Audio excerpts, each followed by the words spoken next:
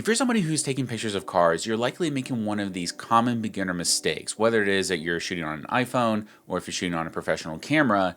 I'm pretty confident that every one of you has likely made one of these. In this video, I'll be covering the top 5 mistakes a lot of beginner car photographers make when they're starting out, and we'll be going in depth of what those mistakes are and how you can fix them. This is actually a part of the iPhone photography series I've been working on these last few weeks. So if you haven't been watching those other videos, I will leave the playlist down in the description down below. But this video is going to be specific to the mistakes that you can make as a photographer with an iPhone or even with a professional camera, because they're not mutually exclusive. These 5 mistakes are honestly mistakes that every single person makes when they're starting off. Your first mistake is taking a picture of the car as if you're just standing looking at it. That perspective that you always have when you're looking at any car for that matter. This may seem elementary to some, but in reality, this is the most common perspective that people have of cars. When you're walking up to your car, when you're walking away from a car, when you're at a car show and you're just looking at the car, just picking up your phone and taking a picture right there like this, as if you're just looking at it normal, is not a really good angle. It's not a flattering angle. It's nothing new that people have never seen before. And I think the easiest solution to this is obviously to just get lower to the ground or to get even higher up. For somebody like me, I'm 6'3", so I'm pretty much taller than a lot of the people I'm staying around. But even if I were to take my phone and put it up like this and get more of a top-down angle shot of that car, it's automatically going to be more interesting right out of the gate. Or if you want to get very low to the ground and angle your camera upwards towards the car, you're going to make it look a lot more aggressive or even a lot more cinematic depending on the surroundings. And this is such a simple tip that anybody can use that you can literally just go out and try it right now for yourself. Take a picture where you're standing looking at the car as normal, and then take a picture in the same position, but put your camera lower to the ground and even higher up in the sky, looking down at the car or looking up from the ground. And you will immediately notice the difference between all 3 pictures. You will see that the lower to the ground angle looks a lot more dramatic. The top down view looks a lot more cinematic. If you get those really top down shots like a drone shot, those look pretty cool with cars, but these are also different perspectives of the car that you don't normally see. So that's why it makes them interesting. Mistake number 2 on this list is ignoring your reflections. Every single car, every single window are going to have reflections. And ignoring those is only going to make your photos look more amateur than they are professional.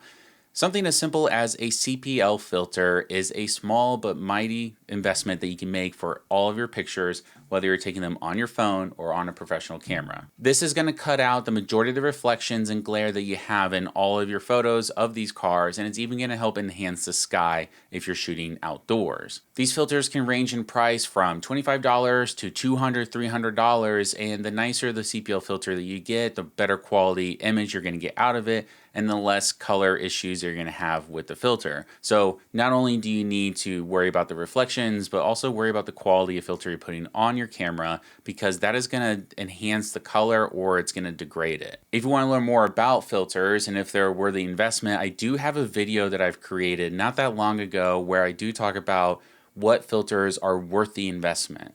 And in that video, I'll break down the different types of filters that you can use for photo or video and why they're good. But outside of filters, if you are somebody who is just starting right now and you don't have a filter handy to you, it all matters about the location of the car and the angle that you're shooting at. If you're shooting in broad daylight, you're going to have a lot more reflections on the car versus if you're shooting in an enclosed space like a garage. If you're shooting head on a panel of a car, you're likely going to see a lot more reflections from light sources all around it. But if you shift yourself a couple feet to one side or the other, you might be able to cut down a lot of reflections just by the position of your camera. Again, this is not going to remove all the reflections, neither is the CPL by itself, but those two combined can definitely help you limit the amount of reflections that you see on the car. My personal favorite times to shoot cars is if it's overcast or there's a lot of clouds in the sky or if there's plenty of shade, whether it's from a building or, again, if I'm inside of a garage. Shooting in open broad daylight can be challenging, although it's not impossible. You just have to get creative with your angles. Mistake number 3 is going to be exposure. So with phones, you can have auto exposure turned on where it's going to adjust the light in your photos, But with iPhones, they sometimes don't get it right. And the best way to counteract that is by locking your exposure to one particular area of the photo. For me personally, I like to expose from my highlights because it's a lot easier to bring up your shadows to make them brighter than it is to bring down your highlights and make them darker. You are able to retain a lot more information in your shadows than you are in your highlights when you do it that way. Now, that's just my personal preference. You don't have to do it that way. But with phones, you can lock your exposure so that way you're not overexposing parts of your image while underexposing other parts of your image, and you can't recover any of it. So don't rely on the auto exposure settings for your phone or even for your camera. Make sure that you have full control over the exposure settings when you're taking your pictures. The easiest way you can do this natively inside the iPhone app is tap and hold on a particular part of the screen. You will see the yellow square pop up where you can adjust with the slider the exposure level. On cameras, it's different. You have 3 different settings that you can adjust. You have your ISO, you have your shutter speed, and you have your aperture. Those 3 are what you control your exposure with. There are applications you can use on phones that have more pro grade level adjustments. So there's obviously going to be different adjustments on there that you can make as well. But if you're just shooting with a native app, it's just as simple as pressing and holding on that screen and dragging the slider up and down to change the exposure. The reason why I expose the way I do is because I think slightly underexposed images look a lot cooler, a lot more dramatic for cars specifically, so that's why I typically underexpose my images, but I won't do it more than maybe 1 stop below perfect exposure. Mistake number 4 is using the wrong lens. On iPhones, you have 3 different lenses, the half, the 1x, and the 2x, and then you even have digital zoom. The half X one, or the wide angle one, is really good for establishing shots, but it can distort the look of the car. So I don't rely on this heavily because I don't want the car to look distorted.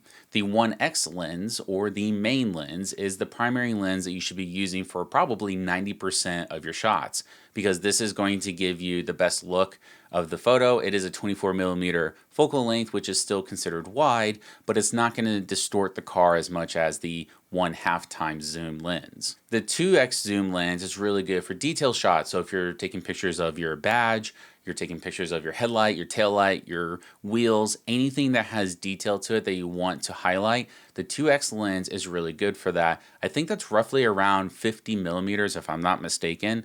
I do have a video where I talk about all the different settings you can use and angles and stuff like that for iPhone specifically, so be sure to watch that video if you want to learn more about all the different lenses and their use cases. Digital zoom I completely avoid. Not only is it not the greatest when it comes to handheld shooting, but it also reduces the amount of information they're getting out of the image. So for the 48 megapixel sensor, you're actually reducing that quality to I think around 14 or 16 megapixels when you do digital zoom. I'm not entirely sure. Again, that video I actually go into detail on it, so I may be wrong, but digital zoom is not going to be the greatest quality. That's more of like if you just want to zoom in as far as you can to see something like way off in the distance.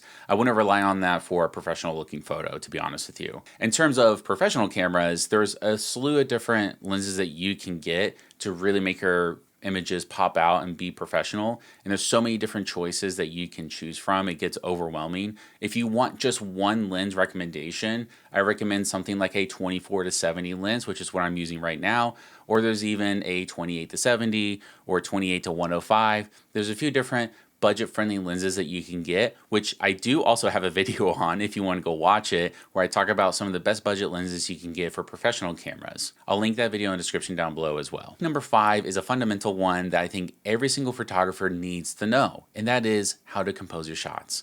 If you have a messy composition within your photo, it's not going to turn out good.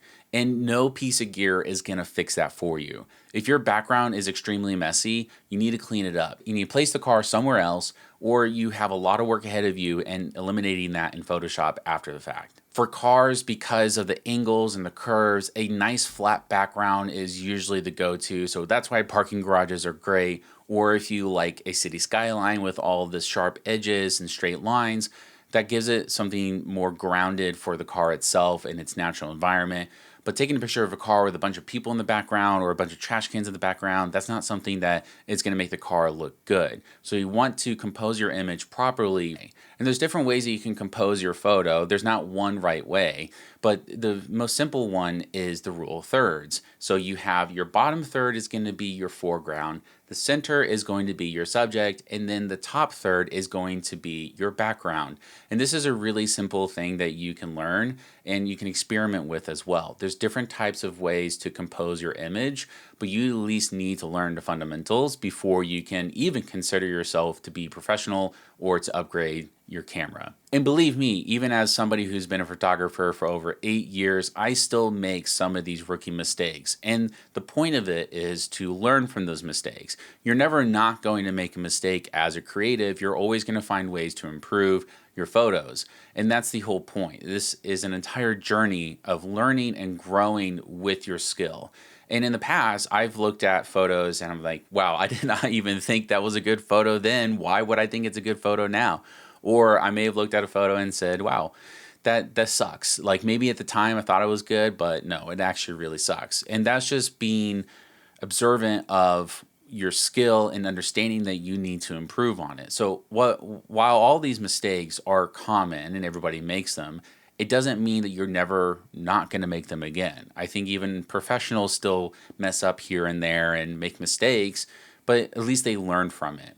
And I think that is going to be the most critical part of this is understand that you do not know everything. You likely will not know everything. And there are way more mistakes than this that you can make. These are just the top 5 that I have personally made and I've seen other people make as well. So if you found value out of this, or you have any questions about any of these things I mentioned, please leave a comment down below. If you found value in this video, consider hitting the like button and also subscribe to the channel if you want to see more tips or tutorials or gear reviews or anything like that on this channel. And again, if you have any questions, let me know. But until then, I will see you next time.